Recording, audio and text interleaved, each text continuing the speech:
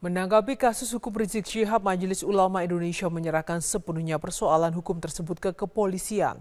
Namun MUI mengingatkan agar kepolisian tidak bertindak gegabah seiring ramainya aspirasi mengenai kriminalisasi ulama yang bisa memicu pergolakan.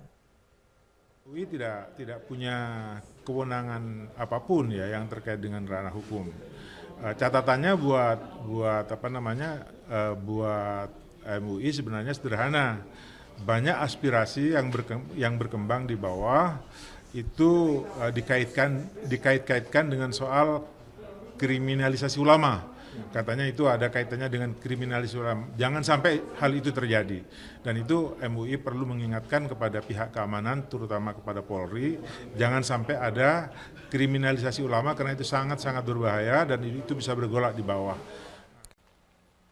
Selamat malam pemirsa, inilah headline news pukul 21 waktu Indonesia Barat.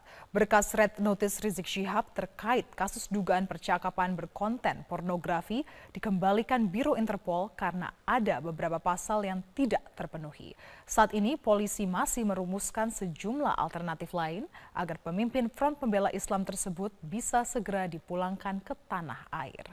Kapolda Metro Jaya Irjen Pol M. Iriawan menyatakan beberapa alternatif lain untuk memulangkan Rizik ialah dengan pengajuan Blue Notice atau juga dengan menjalin kerjasama dengan kepolisian Arab Saudi atau Police to Police, serta mengajukan permintaan ke pihak imigrasi untuk mengeluarkan pencabutan paspor milik Rizik. Sementara saat disinggung soal foto viral Rizik yang bertemu dengan sejumlah tokoh tanah air di Arab Saudi, Kapolda tidak mempermasalahkannya. Pertemuan tersebut tidak akan menghilangkan perkara yang sedang melekat padanya.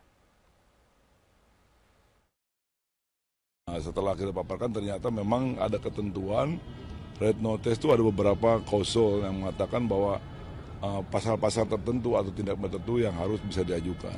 Ternyata ini tidak termasuk, ya. Berarti tidak jadi red notice dikirim dari Hubinter ke Interpol. Sedang akan pikirkan itu. Ada cara lain, namanya Police to Police. Kerjasama antara kepolisian Indonesia dengan Saudi Arabia.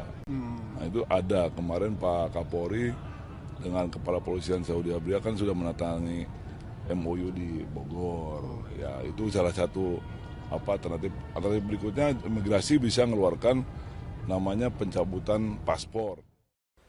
Majelis Ulama Indonesia menilai wacana Kementerian Pendidikan dan Kebudayaan untuk menerapkan full day school harus dikaji terlebih dahulu.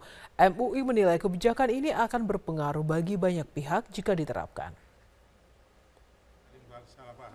Menurut Ketua Komisi Informasi dan Komunikasi Majelis Ulama Indonesia, Mas Duki Baitlawi, kebijakan Kemendikbud untuk menerapkan full day school membutuhkan kajian mendalam.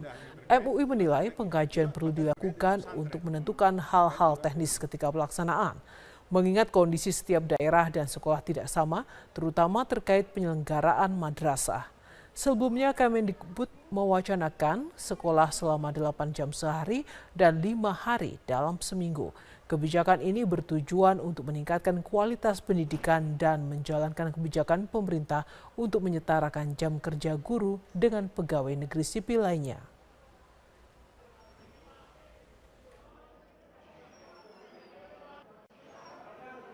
Di school saya kira sebuah kebijakan yang ternyata banyak mendapatkan respon dari masyarakat.